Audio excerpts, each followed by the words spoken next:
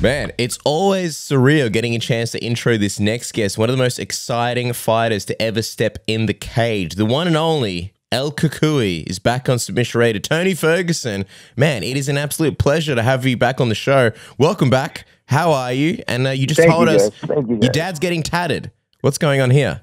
Yeah, he's getting a pair of footprints too. My kids, actually. I got my son, Angel Anthony, and Armand Anthony. We've been planning for a long time, so we waited until after the fight to get them. It's actually pretty cool. Oh, dude, that's awesome. And you got some new tats yourself, didn't you? Because we saw on Instagram you put up a pic. Is that a new sleeve, was it, that you just got as well? Yeah, I got a whole bunch of tats, actually. We went from 9 o'clock drawing till probably around like 10 o'clock to like 3:30 in the morning, 3:40. It was crazy. So we put in some work, man. It was good. I'm going to do a full review with the video, so I'm just waiting for that one. That'll be awesome. Looking forward to it, man. Yeah. Well, I guess the big question is, how are you? And more importantly, how are you feeling, Tony? Last time we saw you was obviously UFC 274. How are you feeling overall, man? I feel great, man. Last night I took a trip out to LA, went and saw one of my my previous boxing coaches, Rashad Evans, and we were talking about the first round, second round, and he was saying I looked good, man. And I believed it too. I had to go back and actually watch the fight. It took me a second to actually watch. I watched the highlights before me getting knocked out, obviously. You know, I didn't want to watch that, but I made sure I watched it and still trying to figure out why I was circling backwards. Obviously, just kind of, you know, just that's for me. For everybody else, I'll let that one know. But the first round, you know, listening to Dana too afterwards, what he said was really, it was actually flattering because me, I just went out there and I had fun, but I didn't realize that I looked that good. And I had a lot of coaches and a lot of people reaching out saying that I looked phenomenal that first round, that you look like your old self, that you look like you were having fun. And I did. I had a lot of fun in there. Even when I was on the ground, when he took me down, I was kind of pissed that he took me down, obviously. But as soon as it hit the ground, I've been going to 10 Planet Jiu-Jitsu with Eddie and Coach Eddie. And, you know, today's his birthday, so happy birthday, Coach Eddie. And then my buddy Jeremiah Vance, we practiced diligently on the ground and a lot of elbows and a lot of decent control. And Chandler didn't want anything to do on the feet or on the ground, and he was just looking for a way to be able to get it. And, you know, like I said, you know, best man won, so I had to tip my hat off to him on that one, for sure. Yeah, well, when Chandler was talking to Pat McAfee, he said when he threw that kick, he meant it as a rangefinder, and it just ended up landing. So it was one of those kind of crazy things that it was almost like he wasn't really planning on that being the shot. No, he wasn't planning. Yeah. So he even admitted it. But I was gonna say, yeah. So that's insane, man. Because I know on Instagram you said, look, I'm gonna go back, I'm gonna watch it, and you mentioned you took away a lot of great things from that first round. Was it difficult seeing that second round back? What was your first sort of reaction when you actually saw that? You know, I mean, I always give people props a little bit, sometimes a little bit more than what it should, but it's going into good character. That's how I was brought up. You know, like I said, props to Chandler. But when I established my range with my jab, and then I was watching film like crazy before the fight. And I remember like Pitbull, he knocked him down with the right hand, and I kept hitting him with the right hand. And then I remember Oliveira hit him with the left hook, and I kept hitting him with the left hook. And I was throwing leg kicks. I've been working with Andy Scott, one of my Muay Thai coaches, and we were working diligently on checking kicks and making sure that we weren't going to take any damage this fight. We were rolling with a lot of punches, and we had every answer for everything he was, throwing at us. Just being patient. But the one thing I realized was throwing push kicks. There was a big thing in my camp. There was throwing push kicks and throwing those teep kicks. And I didn't throw as many as I wanted to. That goes into, before we walked out. But that's just for me in my camp. But when I was throwing them, I saw the openings. And out of all the check kicks that I had, I knew that if I damaged his feet, that was going to be number one. Damage the legs. I always talked about that. And we had that in our camp to make sure that, one, we're going to damage his legs. So that way he took away his weapons. He was going to take away that lead jab. He was going to take away his rangefinders. And we did that. He obviously did not throw those kicks in the camp. But there's a technique that we use in MMA. It's called mirroring. If you get hit with something, half the time people are going to throw that shit right back at you. And we didn't really, I prepared, I'm going to be real. When we were watching film, he released a film where he was talking. You can go back and look at his Instagram where he was talking about what he was doing the Mike Tyson, switching the feet and staying out of the pocket. Well, I was watching his feet the whole entire time, and I'm really good with scout when it comes to watching film. I have to bring that back to football. We won state for that. We had to be able to read the line, and if they were going to be, if they were going to explode off the line, that meant they were going for a pass. If they were exploding off the line, that meant it was going to be a run. if they were going to stay on the line, they were going to stay passive. That meant obviously it was going to be a pass. So I was watching his feet, and I was making sure. I remember my coach, Coach Billy, my Muay Thai coach, he was saying, you have to turn your foot when you're throwing your kick. You can't just throw it forward. And I'm watching his foot, and you can't hear the audio in which his coach was talking about. I forget his name. But I'm watching his feet, and I was like, he's going to go for a head kick. And he never threw kicks in them. And here we go all the way a couple of weeks, and then we see him embedded. He's throwing kicks. He's throwing head kicks, practicing. He had the flexibility for it. So I go back to my coach, Andrew, and I go back, and I'm reviewing head kicks, and we're making sure that we're checking those, and we're making sure that the timing is there. We even did a little bit of the push kicks towards the stomach. But when I'm in the fight, I remember going and attacking the stomach. He didn't like those at all. He just, and for me, when I was checking those kicks, I was checking them on the top of the bone of my knee. And I guarantee you he wasn't walking the same after that. I know he was probably hurting for a while. You know, like I said, props to him for being able to throw that shot. But I don't even think he meant to even just connect with it. It was like a rangefinder for him, utilizing some of the moves that I had in that first round. But he had the flexibility. He went for it. I wasn't paying attention. Fuck, man. It's just one of those things where I knew. But I had to go back, and I talked to my dad. I talked to my coaches, and I said, if I knew that I didn't have the gumption or the will to want to go anymore, if I didn't do good in that first round, I would have called it quits. I would have said, fuck this, I'm retiring. You know what I mean? I'll go find something different. I'll coach everybody to be at this high level, and that's it. But when I went back and I watched the fight, and I remember reviewing everything, it was like something happened. Something clicked in me, man. It was just like, in that movie Kung Fu Hustle, he took so much damage where when he healed, it's like his chi level cleared. Everything just cleared, and everything just started to like make sense with him. And just his body started reacting different. And that's how it's been for me in the last year and a half. I mean, with the Gaethje fight, taking a lot of damage in that one, but I went all the way. I wanted to show the world how tough we were. You know, I didn't even get knocked down. And then in the Oliveira fight, I didn't even do jiu-jitsu for that. I took the fight, and then just the things that happened with COVID and not being able to bring in my whole team. We didn't practice jiu-jitsu. No excuses. I lost. That was my fault. And the Dariush thing was the exact same thing. It was just a lot of different instances where it just wasn't ready. God said, man, this isn't your time yet. And he also said this one too. He said this one's not your time yet too. So for our guests, you know what I mean? You can't have a win streak without a lot losing streak. So here I am. I have a TKO on my record. I have a submission record. Or, you know what I mean? Like, I've been put out, knocked out. I've lost by TKO. I've lost by decision. It's a pain in the ass to be able to look at these losses. But like I said, if I didn't have the will and the want to be able to do that, and then know that when Dana said that I looked phenomenal that first round, that I looked really good, I would have just said call it quits. But right now I'm fucking hungry, man. I found myself back in the gym, hitting the bag really light, not going too hard. The headache this morning, I didn't wake up with a headache. I felt fucking phenomenal this morning. I got really good. I've been eating really well. I haven't been treating my body like shit or my mental game like shit. I've been really just focusing on what I can control. And, shout out to the world. The only things that we can control is our heart rate and our breathing. The rest is up to the big guys upstairs. You know what I mean? Yeah, absolutely, man. And you looked really great in that fight. Like, physically, you looked like you had a really good camp. I wonder, man, like, obviously you were on that amazing win streak, but what do you think takes sort of more, like, what inspires you more? Back when you were kind of on that win streak, or being in this position now where you're in this position to come back, after maybe losing a few fights back to back, coming back and showing everybody, hey, like, I've still got it. I can do it.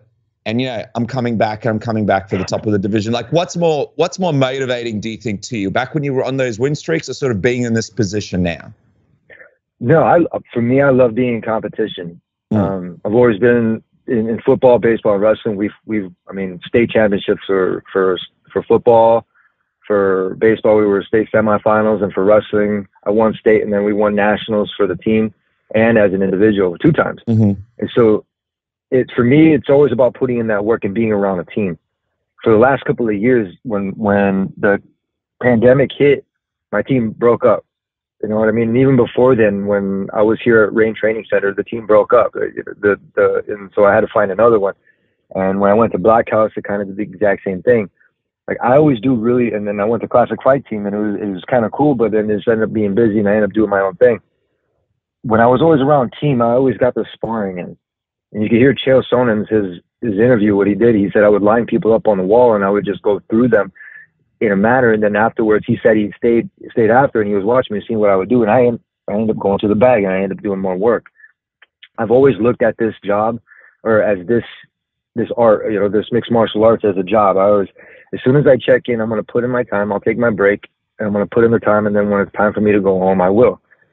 I've been doing that for a very long time. But what haven't been doing is sparring. I have yet to spar. I have yet to go. No, I haven't fucking sparred in years. Oh. I'm going to be real. So I've been doing this without sparring while everybody else has been around a lot of teams, a lot of big names. They've been getting in the sparring and getting in the time with that. And I think it's about damn time that I found myself a good team and be able to go and start sparring again, because when I did that, I surrounded myself around people doing the exact same thing that I was doing. I wasn't coaching. I wasn't trying to build people up to my level, trying to help them get to the spots. I mean, it's really cool because you have to pay it forward like that. I've had a lot of people do that for me where they pointed me in the right direction, say, hey, you don't want to go that way. You want to do this and go this way. You know, I have to go back and reflect on when I first started MMA. I showed up at this gym, right, with a 7-day pass. And I barely had any money with me, man, and I didn't have any of my equipment, but I had my wrestling shoes and I had my wrestling ears, and that's how they recognized it. They're like, hey, you fight? I said, no. Well, you got them cauliflower ears. You must do something. I explained I wrestled. They let me in the gym. It was actually West Coast Jiu-Jitsu, and I show up and I go in there, and I didn't have equipment. And he said, hey, there's a blue bin over there. He's like, go over there and you can use some of the lost and found equipment. So I found a pair of hand wraps and I wrapped my hands. And there was a cool pair of boxing gloves. They were opposite colors, obviously. But I went, and the first day, it was cool. It was old school, man. I remember. I love that. Yeah. And I go and I found myself at the speed bag.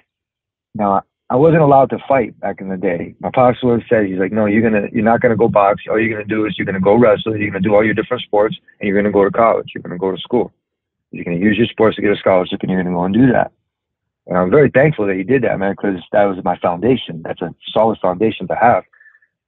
But when I go back and I was hitting the speed bag, I've been hitting the speed bag since I was 15. So I'm 38 now. So I've been hitting the speed bag for over 20 years. So when I went back and I hit that speed bag, everybody kind of poked their head into the room and they were like, oh shit. And it was different because not a lot of people hit the speed bag like I do. You know, I put that time and that effort because that was one of my passions. I love that. And so I left that day when it got really busy. And then I came back the next day and I asked my grandma, can you borrow your car? And she said, yes. And I used her car and I went back. And I was super excited. I was like, yeah, there's going to be nobody here. I'm going to be able just to kind of zone out, do my thing.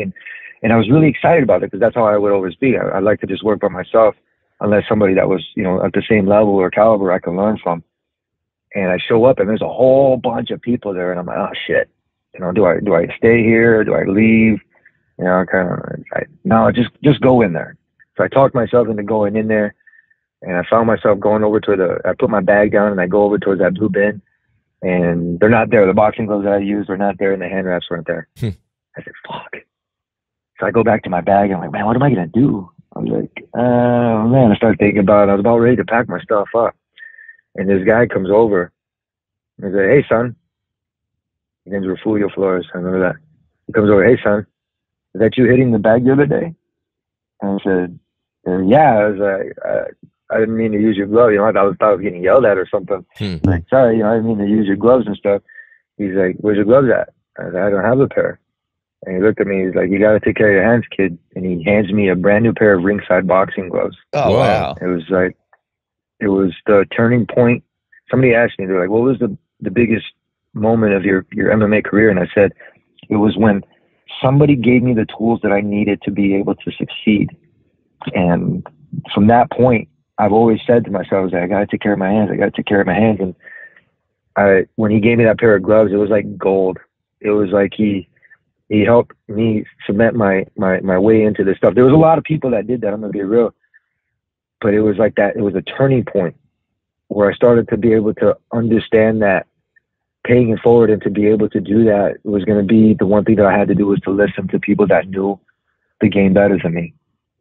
And it's been a long time since I've done that. And so I realized that, and I started being coachable this last camp, and then surrounding myself around people again, because during that pandemic, I closed myself down, man.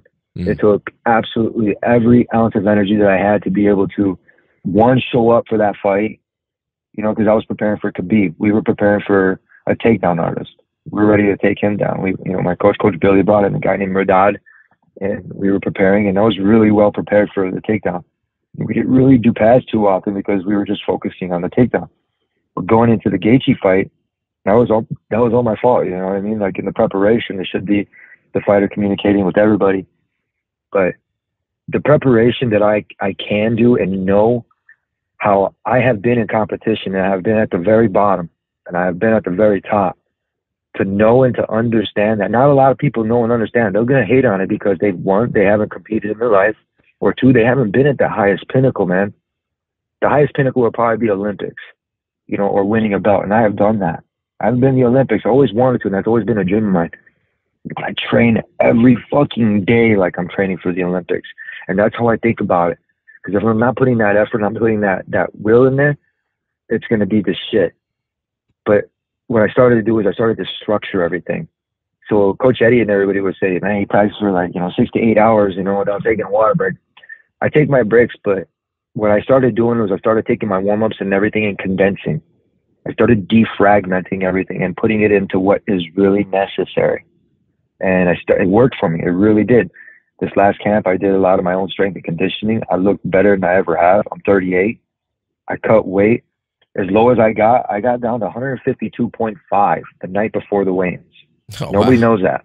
Wow. Yeah, 152.5. That's the lowest I've ever weighed. I was sitting there and I'm looking at the sun. I was eating healthy. I was taking care of myself. I was very well hydrated. And I looked at my coach, Andrew. I was about 158.2. And I said, hey, because we just got done doing a burnout. We did like, I don't know, I usually do like 18 rounds. And we had a burnout. And I said to him, hey, should I use the sauna? Because I sat in the sauna blanket and it was kind of, it was all right. But then I had a box on and I looked at him and I was like, hey, should we run it off? Or should I sit in the sauna? And I thought already, I was like, oh, just fucking run it off, dude. I was like, just run it off and you'll be all right. And he looked at me and I could tell that he could tell on my face that I wanted to run it off. He said, we'll go with you. And I was like, oh, fuck yeah, thank you guys. So we ended up, I got all my stuff on. I got my cutting weight stuff on. I layered up like 4 layers and I went for a run. And I was tired. I was, sore. I didn't want to do it, but I was like, you know what, just do it. I was like, when you wake up in the morning, it's the same way you feel sluggish, but once you start moving around, you feel all right. And my team went with me. We started running. I started sweating. I had to take a knee a couple of times to kind of just chill to catch my breath. But then I did my run. I ran for probably like 30 to 40 minutes. And I would take around like 5 minutes of breathing exercises afterwards. And after we did our run, I dismissed myself from everybody, and I went to my room. And they brought up the scale for me, but I didn't weigh myself right away. Usually I would weigh myself right away, but I didn't. I ended up just sitting there with my towel, and I kept sweating. I said, you know what? Don't get all comfortable yet. Just keep doing what you're doing. And my internal metabolism, my furnace was just going. It was just on nonstop. And I sweated and I sweated and I sweat. And I finally, took a nap like for like 15 minutes. And I finally woke up and I weighed myself after I got done sweating. And son of a bitch, 152.5. I was like, holy shit. I was cracking up. I was like, I sent a picture to my coaches, sent a picture to my lady, and I was like, thank God. I was like, this is awesome. So I went to the fridge and I had some of these waters, these hydration waters that are cool. And I was drinking, I weighed myself with it. And actually I made a shake and I weighed myself with the shake. And I was like, you know what? Don't drink this whole thing. I said, let's just use everything sparingly. So I was having a little bit of water. I had a little bit of my shake. I had some Chobani Greek yogurt. And I went to bed. A couple hours later, I got back up, weighed myself, and then I had a little bit more to eat and drink. Went back to bed, and the same thing. I kept waking up every few hours. And by the time I got up, I was around like 154 and a half or 155. And I said, fuck it, I'm going to weigh in with my shorts. And I ended up weighing 155 or 156, whatever it was. And nobody knew, like, I was that low or I was eating that much.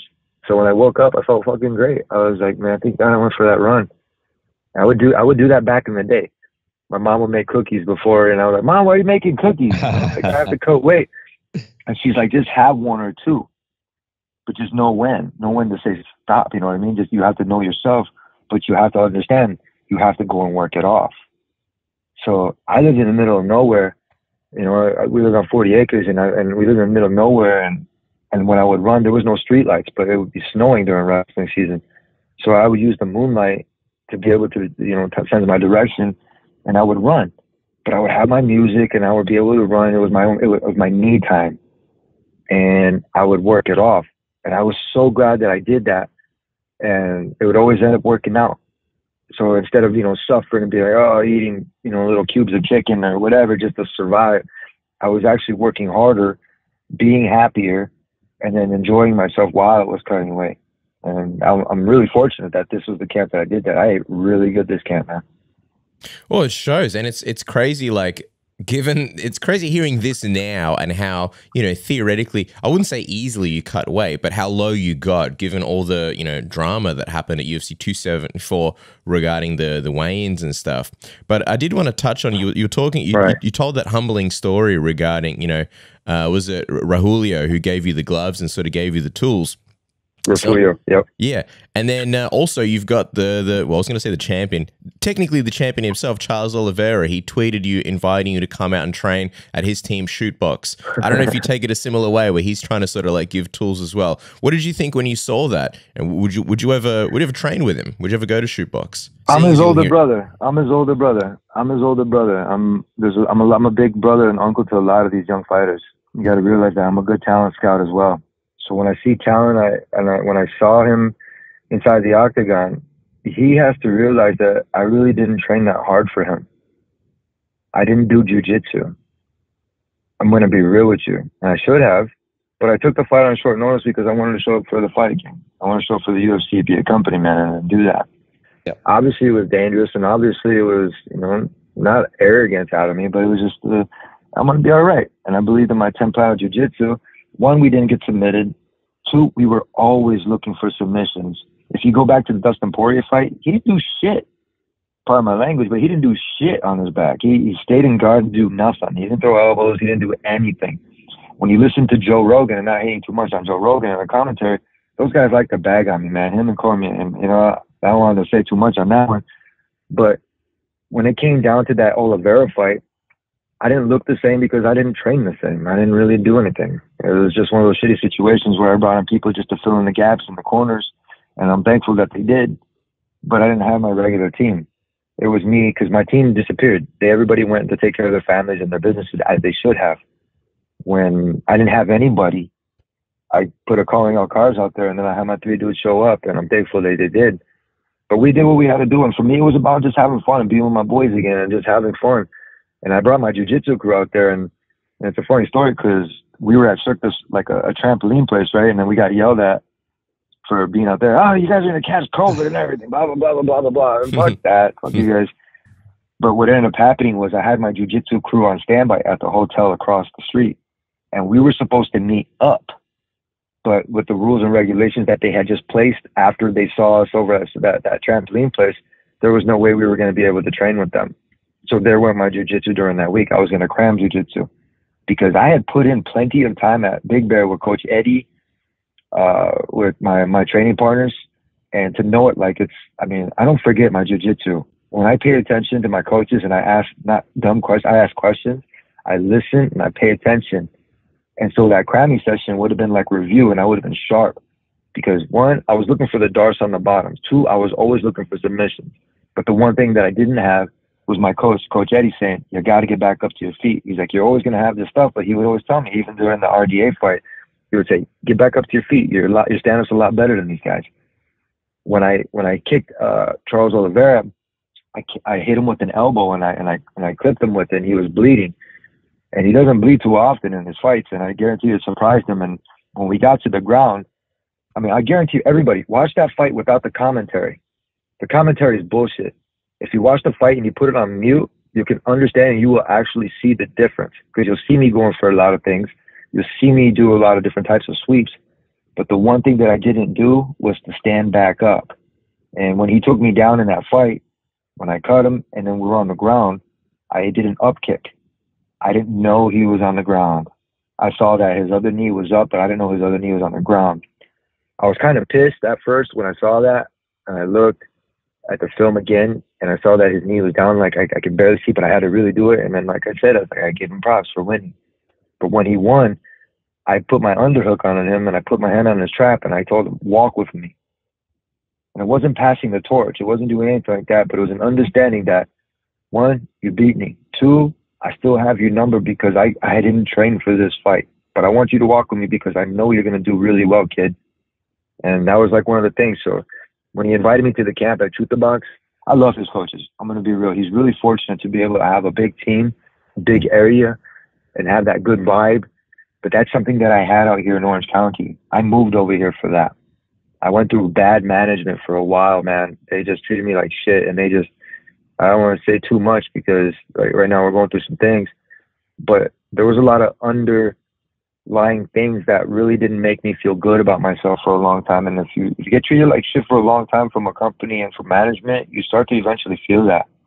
You know, I was losing sponsors going to Conor and a lot of different things, and it just wasn't good vibes, man. And if you don't have good vibes, like I said, eventually you start to believe that, and it's like a trickle effect. So I had to like kind of excuse myself and kind of like not build excuses, but make a difference, make a change, make whatever it was that was going to start making me feel better, you know. And this camp, you know, and referring back to Charles Oliveira, I got a lot of props for him. You know, if I go up to 170, possibly, you know what I mean?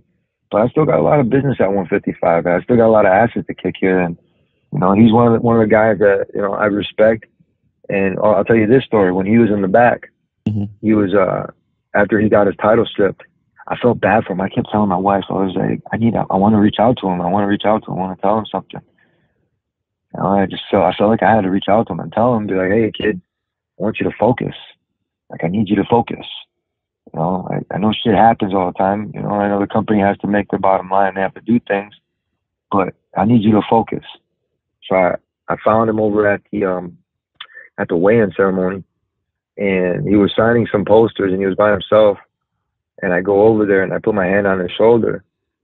And I could tell he's not bothered, but he was focused. And I look at him. I put my hand on him. He looks at me. He's like, hey. And I said, hey, focus, all right? Just stay focused. He's like, I am. And I gave him a hug. And then his coaches and the team, like I said, I would always run into them, and they were just really cordial. So like I said, I respect that, man. You know, I'm still not saying no. I'm not saying yes. But what I'm saying is, out of the respect that I have for my fellow peers, we're putting in work, man. But the one thing I'm going to take out of everybody's bag that they have is I'm going to go back to my teams. I'm going to go back. I'm going to get my sparring, and like I need to get hit again, do the hitting, and not. The reason why I stopped sparring, dude, is because I didn't like hurting people. I didn't like that. As soon as I had my kid, it was completely different, man. I just didn't. It was just a different vibe for me. But when I told my kid what I do for a living, and I showed him on the Tops cars, and you know, I showed him my wins and my losses, he understands what I do. So I didn't feel bad going back to training and understanding. But like a thermostat on a wall, right? It takes time for that to be able to reach to that certain temperature again. So for myself, I'm going from the Gaethje fight, from the Oliveira fight, the Dariush fight, and now this fight. This fight was the one that I was like, okay, this is going to be the turnaround fight. My mistake for not paying attention in that second round. I went backwards. I should have kept going forward. I didn't hear my wrestling coach say, go pressure. My fault. But the difference that I'm going to make in all of this, and they always agree, and every single one person agrees, is I need to get in there and start sparring again. And that's going to be Mando. That is going to be game-changing. And I have to get in there and not be like buddy-buddy with everybody.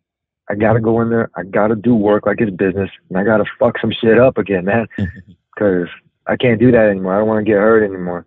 You know, like that fight, walking out of that cage and not coherent, being understood, you know, listening to the decision, talking to Chuck, or being in the audience. I don't remember any of that shit. That was like the scariest fucking part. I think, I'm telling you, I say this in my last interview, I thank God every single day that I was eating healthy, that I was treating myself right, and that he gave me the next opportunity to be able to do what I love with. That's to compete. But he's letting me know that I have to do it right, man. And every single decision that I've been making since then has been the right one. And I'm not going backwards anymore, man. I'm looking forward to being able to do what I have to do. I got a Mando 60 days vacation, which is fucking awesome. So right now, So right now I'm back to lifting. I'm back to hitting the bags, light work. You know, I'm going to be getting mitts from my guys, and I'm going to be, you know, looking at the teams that have reached out to me to be able to be like, you know what, this is a good fit. Or even just go check it out and try out, you know, sign the waiver and go and do some fucking work again and putting myself back out there. You know, I didn't take myself completely from the community like they said. I didn't promote it. I didn't show it to everybody because that was me holding on to that little bit of happiness that I had right there. You know, instead of showing it to the world and people kind of shitting on it or loving it, it was just for me. And I found my happiness again. I found my smile, you know what it is, and I'm having fun again. So I would love to be able to enjoy that with the team again. And that's, you know, I have my team, I have my crew. I'm talking about an MMA team, being able to go out there again and to be surrounded by people doing what you're doing. It's kind of like a shop. Like if, you know, everybody's doing their own kind of thing, but you're within the same building and they're all working towards the same common goal. But there's a lot of people doing that. And that's what I'm missing, man, and I'm going to put that back together. Which team? Nowadays, there's so many good teams out there. You know, you got Jackson Wink, you got Sanford, you got ATT, you've got, you know, you got Rufus Ward. Like, the list could go on and on. Which team do you think would make sense, and how much does location, you know, become a factor for you as well? I've always traveled, and as long as my family is comfortable, I've always made it. And when I moved out here, I said, you know, we're going to be closer to my wife's family so we can be able to have the kids and visit. And same thing with my family. They moved back from Michigan. So I'm always down to travel. And I have my own academy. You know, my boxing coach, he has said, he's like, you need to get a bigger spot and start your own team. Get your boxing ring in there. Get your cage in there. Get your wrestling mat. And it's about taking chances and opportunities to be able to do these things to get to that big level. You know, and he said, when you're almost close to done fighting, you should do that. You know, my facility is private. You know, I'm thinking about even making it public so that way I can bring in some up and coming fighters, hiring a good management team to be able to run it, and then be able to share the responsibility. I've been carrying the responsibility for a long fucking time. It gets tiring, man. Carrying the world on my shoulders is amazing. I am strong enough, and that doesn't get tiring. I can still do that. But what I'm tired of is not trusting myself to go out there and to be able to be surrounded by people that want the best for themselves and want the best for me in that MMA atmosphere. So I'm kind of like a free agent right now looking for these teams, and I've been hit up by a couple of people, but they just kind of keep coming in, and it's fucking amazing, man, that they have that care enough to be able to do that because, one, they know my work ethic, and I've always bring something really good to the team. I got a phenomenal boxing team at Wildcard Boxing, I'm going to be real. I love my team over there. They're doing really well. But I'm looking for an MMA team to add to my game. So I know that a lot of the teams are always, they send me messages. You know, they're nice enough, the coaches that reach out. I'm not going to put too many people on blast. But it's an awesome feeling to be wanted. Because for a while there, you know what I mean? If you get, like I said, if you get treated like shit for a long time, you start to eventually kind of start to feel like that. But I'm too strong, I'm too stubborn to let myself be like that, and I've always used that for fuel for fire. So I'm excited to be a part of the team, man. And which one, I'll let you guys know soon. It's going to be exciting. And I think a lot of the guys in the divisions, you know, they're getting a lot of benefit from sparring with other top guys in similar divisions. Yeah, like, you know, Chandler's obviously sparring with Gilbert Burns, Justin Gaethje sparring with Kamaru Usman, and it's so on and so on. So a lot of these guys are really, and, you know, Charles Oliveira, for example. I didn't even know that shit. I didn't even know that they were sparring with them. Like, yeah, you know, man, all these guys are working. And I'm like, you know who I have? I have my guys. You know who was sparring with was my Muay Thai coach. You know, I had my wrestling coach put on some gloves. And I'm so damn fortunate that they were able to do that and to push me. And they kept saying, you got to be able to do this. And so I wouldn't hit them hard, but I would make contact. And any of my students, I wouldn't do that. I would hit their shoulders or I would hit their gloves. I didn't want to hit them because I hit fucking hard. When I'm hitting the bags, the fight week, I found myself at this gym. It was called El Centro Boxing. And the owner name is Al. And I had to tip my hat to him and say thank you very much. Because he had this gym that he had for 55 years. He had been there. And you could walk in and you could just smell it. Because it was me. I was going to go to this gym called EOS or whatever it was. And I looked and it just looked kind of, not bougie and shit, but I'm kind of like, I couldn't go there. And before I went to a Krav Maga spot, which is amazing. But I was looking for something different. I was like, I want to get that hunger back. I was like, I want to do my own thing. And I found myself in this spot. I call, and the guy's like, hello? Yeah, what do you want? Kind of like, what do you want? Kind of sounded like Nick. And I was like, fuck yeah, this is the right spot. And I asked him that, and I was nervous talking to him. I was kind of like, he's like, hey, my name's Tony Ferguson. I fight for the UFC. UFC fighter, huh? He's like, well, check it out. He's like, can't kick my fucking bags. I was like, okay, sir. I won't kick your bag, I promise. And he's like, $20 a day or $88 a month. And I said, this is the right spot. I made the phone call. I didn't have management make the phone call. I made the phone call.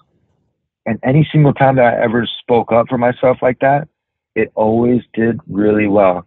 So I'm doing that again. I'm speaking up for myself. And I'm glad I went there because they had like over 20 bags, maybe 20 bags. I did an hour and a half warm up. I did from rope line, I did footwork, I did jump rope, I did speed bag, double-ended bag, and then I hit every single bag in there. I took a break, and then I hit the weights. I hit the weights every single day during Fight Week because it was part of my structure, and I said, you can't get unstructured. You got to make sure you still do your shit, kid. So I had a structured workout that my wife had sent me from like a 4 or 5 day workout thing, and then I had my workout. So I put them together, and there we go. It was chemistry. It made it fucking work. Yeah, 100%. I love those gyms, by the way. I love those old school hole in the walls gyms that sometimes smell like urine. And that's my biggest overarching memory from a lot of those gyms is just the smell of like the sweat that's ingrained in those bags and the gloves, the boxes of gloves that are sitting around there.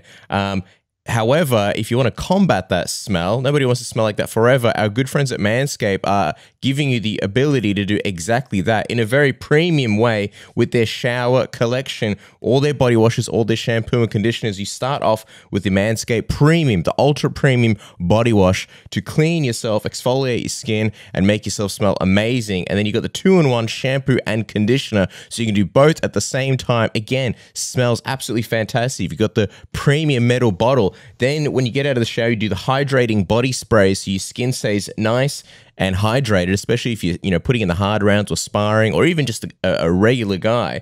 And then you put on some nice Manscaped deodorant. This one smells phenomenal. And then you finish it off. Don't have those ugly chap lips. Finish it off with the Manscaped lip balm. You get 1 box and you get 3 lip balms in there. Manscaped helping you be the best version and the best smelling version of yourself. Isn't that right, Dennis? That's right, man. If you don't have the Lawnmower 4.0 as well, that's a great pickup too. Also a fantastic beard trimmer, and that will sort you out as well. Manscaped just solving all of life's problems, and with the code word submission, you guys can get 20% off and free shipping today. Change your life forever thanks to Manscaped. And Cass, big fights on this past weekend. Obviously, Jan Blachowicz coming out victorious. Now we've got Holly Holm back next weekend. She takes on Vera. She is Holly Holm right now at time of recording with our friends at MyBookie, a -235. Vera plus 195. And you guys can double your first deposit and make some serious cash on the fights this weekend with a code word submission. Just go to MyBookie today. They are the best place to place all your bets, no matter what the sport is. Obviously, the NBA playoffs are happening right now.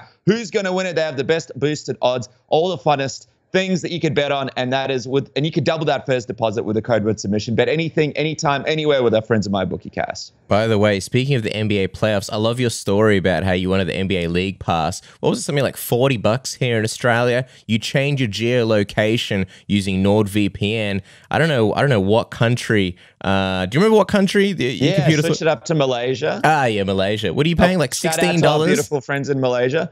I got $15, and that was for the premium pass, which is even more than the $40 Australian dollars. How good is that? Also, for those who don't know, I just had surgery a week ago on my hips. I've been doing a lot of laying around, trying to watch everything that is on Netflix. But there is a time where you run into a wall and you've basically watched everything that your country has to offer in terms of your Netflix, whatever streaming subscription is. So what I've been doing is jumping on NordVPN, using the VPN and changing my geolocation, and it opens up a whole world of other shows and TV shows and movies and everything that I've been able to watch, and really squeezing as much as I possibly can from my Netflix. And you can do the same thing with any other streaming service, whether it's Stan, whether it's Hulu, BBC, iPlayer, whatever you want. The best thing about it, there's no speed throttling, there's no buffering. I know in the past when I've used certain VPNs, you jump on and yes, it protects you and that's all well and good, but then any video that you try and watch goes super slow. There's none of that with NordVPN, and they have the best threat protection in the world that they're throwing in for free. Isn't that right, Dennis? That's right, man. You guys could get a huge discount plus that threat protection for free,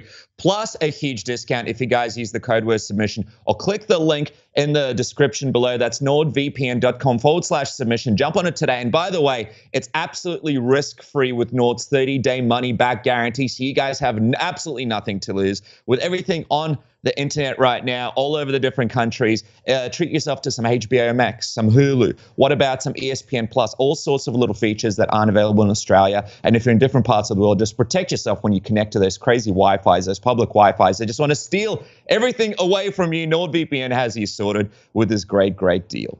But Tony, just quickly, man, I know you mentioned just a second ago how there's this whole thing that goes on and you're sort of standing up and letting everybody know what's going on.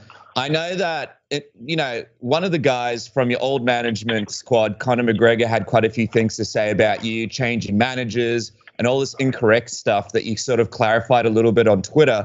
But what was your reaction to him sort of going out there, trying to say this stuff about you, going out, putting up that photo of you getting kicked and putting up all those comments about you and sort of really showing that you're someone that he's been keeping a close eye on because obviously he's been, keeping in touch with everything that you've been doing. According to these comments, he kind of knows he's been trying to keep in touch with all your moves, and it's kind of come out now with him trying to sort of blast you on social media over these things. Well, I'm going to be real. There was a lot of underscore things that were going on between the UFC and Paradigm.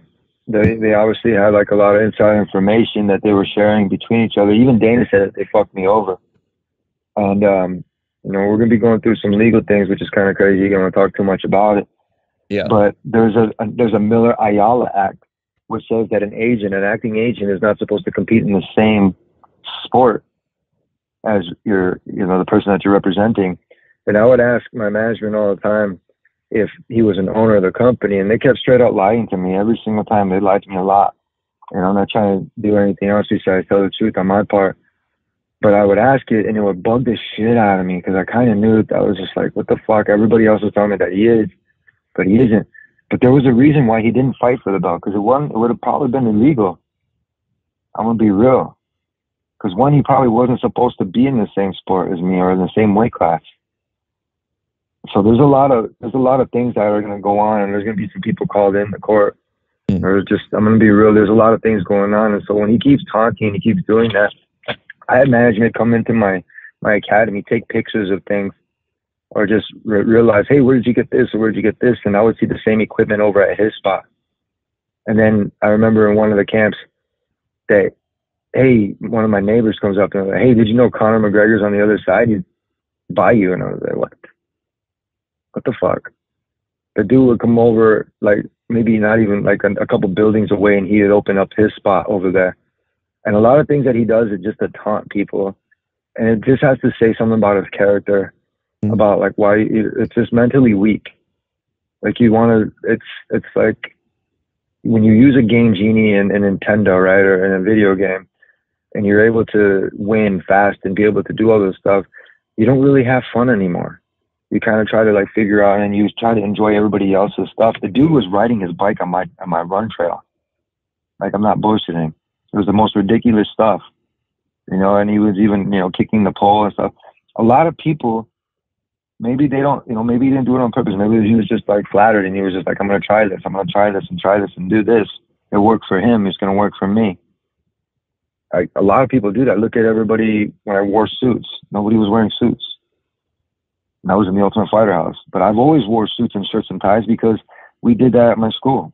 I went to a private school. We always showed up during football, and then during wrestling, I always wore a shirt and tie. It was just my thing. I've been doing it for a long time. So when people did it, I kind of stopped doing it. I was like, I got kind of burned out. I'm like, all right, these motherfuckers. Sunglasses. Same thing, like Bilal Muhammad. That dude was like, hey, he wears sunglasses all the time. They do these ridiculous workouts, and everybody does these memes. But then now, everybody wears sunglasses. Everybody's doing a lot of different types of workouts. And they're making memes about it, and they're having fun, and they're trying to get for likes and stuff. I didn't do shit for likes.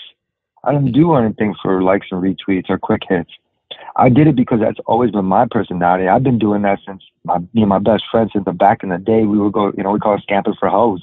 We would just be driving around and just having fun and not really doing anything, but just like just having fun, just being boys, and just, you know, just kicking it.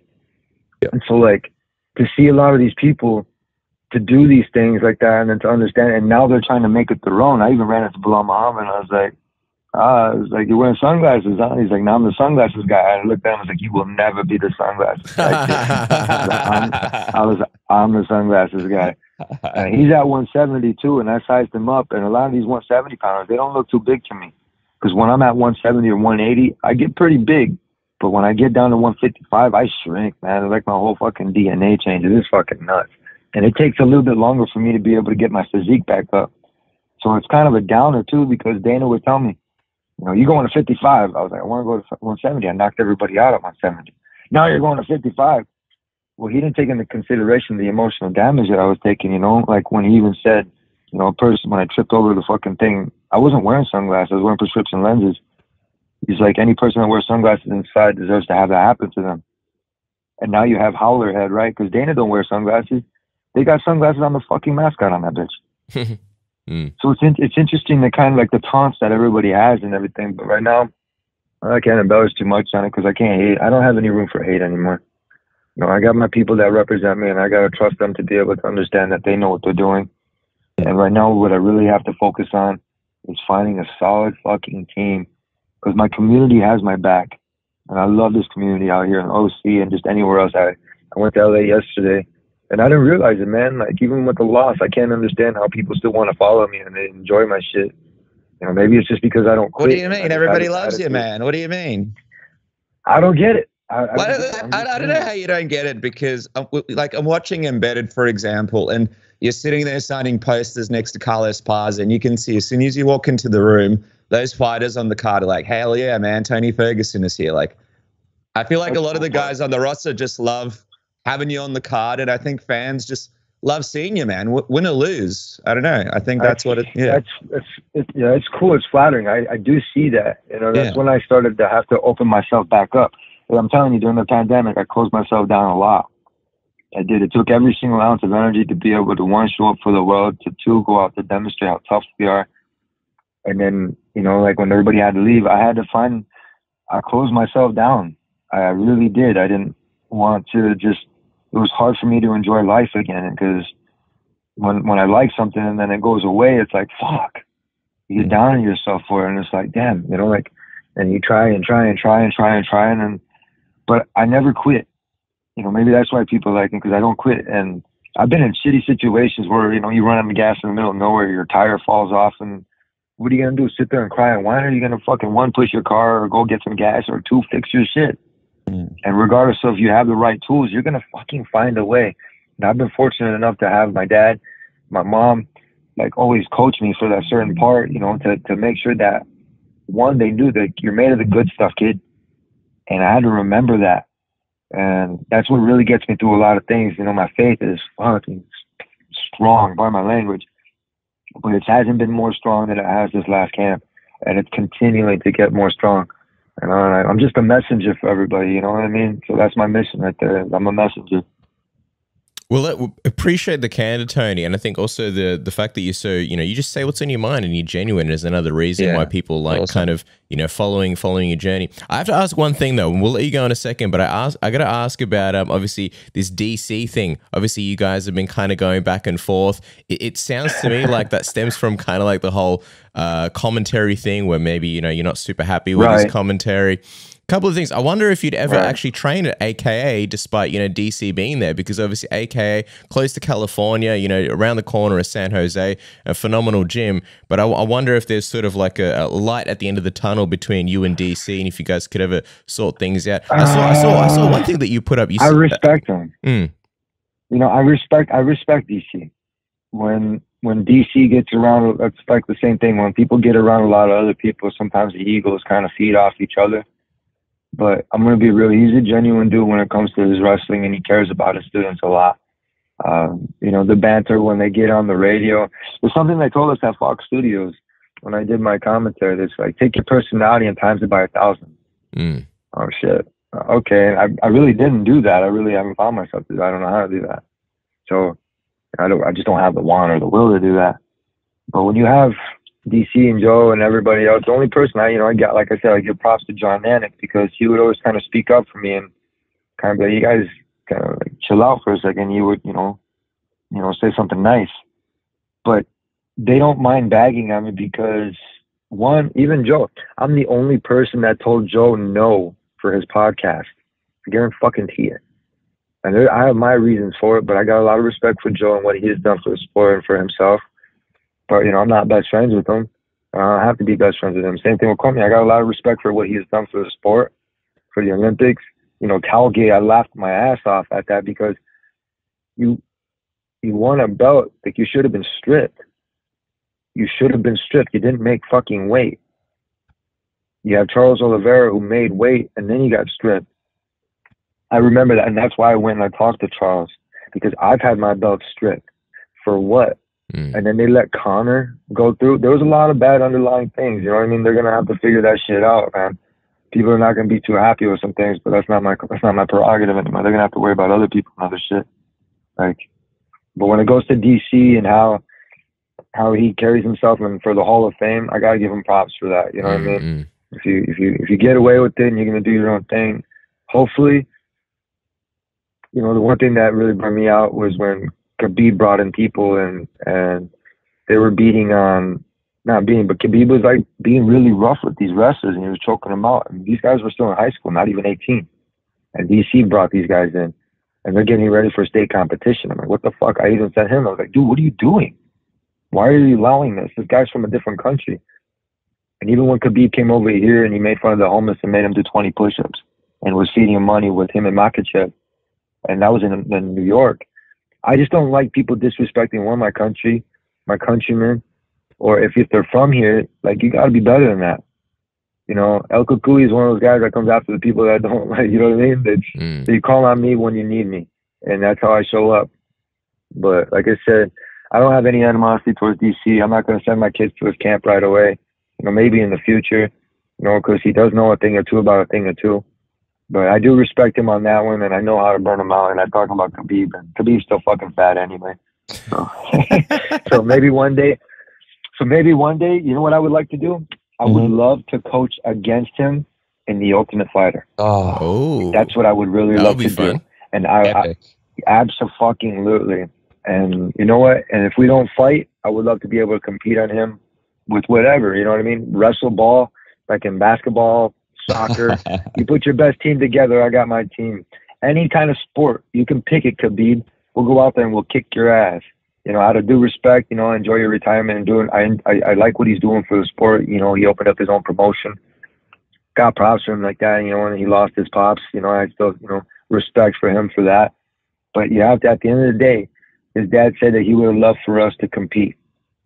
So regardless if that's MMA or any sport, chess, checkers, fucking cards, it doesn't matter. I have enough respect and enough cool to not go over there and like kick his ass, but enough to be able to shake the man's hand and sit down at a game table and to play a game like that. That's man shit. A lot of people don't have that, but it's guys like me have to represent this sport and to pay it forward so this next generation knows not to, one, be a bunch of pussies, and two, get your ass in there and train and get in there and win. 100%. I don't want to end on because that was a great note to end on. But the one thing that I wanted to clarify, when you tweeted DC and you said get off the yay, I remember I wanted to ask you this. I was like, come on, DC on cocaine? Surely not in a million years. I just wanted to give you a chance to clarify. What was that all about? It's called hype. It's called hype. Right. Yay, it's hype. When you're talking about hype, look at what I like to do is I like to throw like a lot of things out there, and what people do is they put out what they think about it. They're called riddles. Half of the time when people put out riddles, what do you think happens? People don't know what I talk about on Instagram or Twitter. They're like, what is you using all these emojis for? I get messages. From people all over the world, and sometimes people don't know what I'm talking about because it's not for them. It's not for them. It's for that person in particular. It's kind of like, and I explained that yesterday, and I was like, what did Jesus do when he was in the Tower of Babel, right? You remember that story? Mm-hmm. In the Tower of Babel, everybody had a universal language, right? And everybody was being able to use that because they were trying to get to heaven, and everybody was doing the same thing. They were doing that. So do you know what he did? Do you remember what he did? Remind me. He confused their universal language. And he made everybody kind of go nuts with that. And so that's what I do.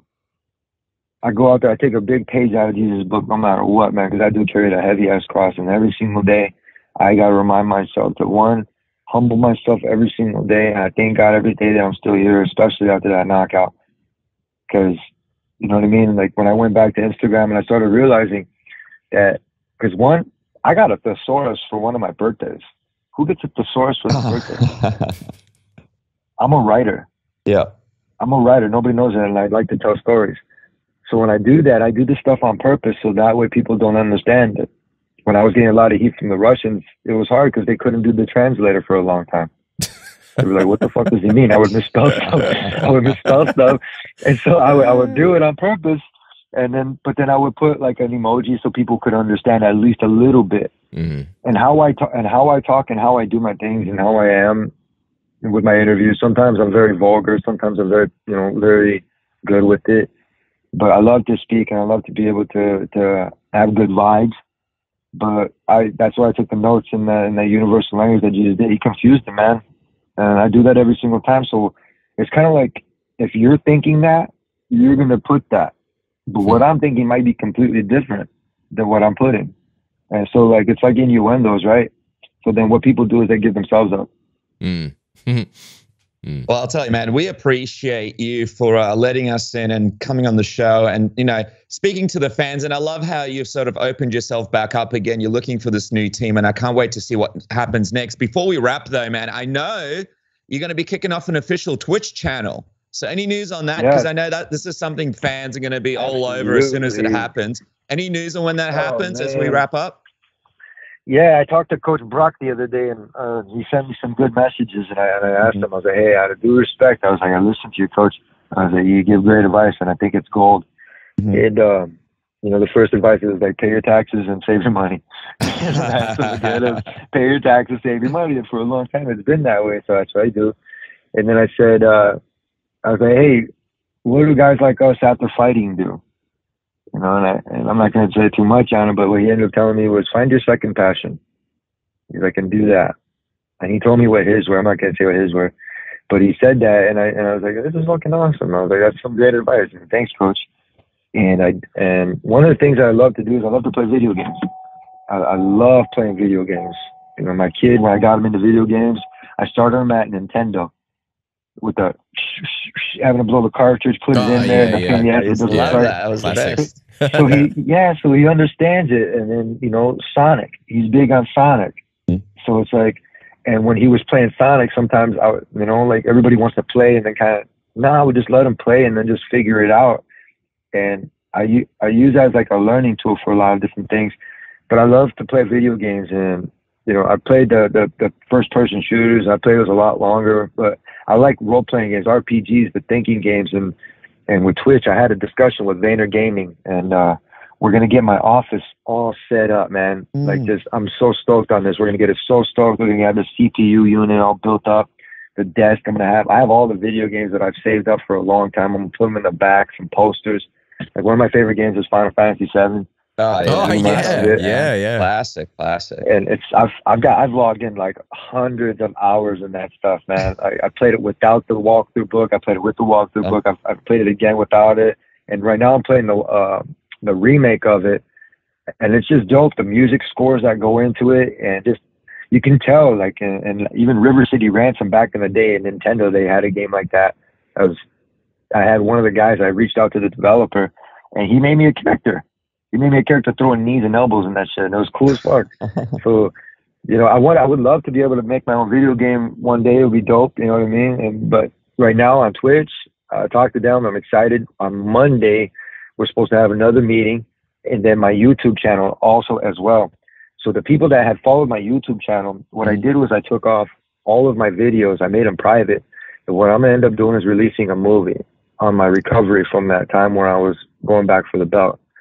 So it's cool because I used all that stuff to be able to build a clientele, and the people that still followed me, I'm going to do something. There used to be like 2,500. Now there's only like 14 something. I went back and looked at it, but I'm going to do something very special for those 1,400 people that stayed with me, that stayed on that channel. I'm gonna do something fucking very special for them. I don't know what exactly I'm gonna do, but I always do that. I always make sure that when I do something, I put a lot of heart and effort into it, so that way it comes out a good product. So you guys stay tuned on that. I'll be dropping my name for my Twitch. I forget what it is. I think it's Blades and Shades or something like that. But we'll be dropping it soon, man, and stay tuned, man. So I'm very stoked on playing video games and having everybody watch me now. Oh, yeah, man. That's amazing stuff. And by the way, for anybody who doesn't follow you on socials, it's at Tony Ferguson XT. Big things to come. The YouTube channel, the Twitch channel, the new camp, and all the stuff that's coming ahead of you. Tony, we appreciate you. Thank you so much for taking time out of your busy day. We hope your dad's tats went well. And as always, man, it's a huge, huge honor for us to have you on the show. Thank you so much for joining us. I appreciate you guys. Have a good day down here. Lots of love, Tony. See ya. Bye.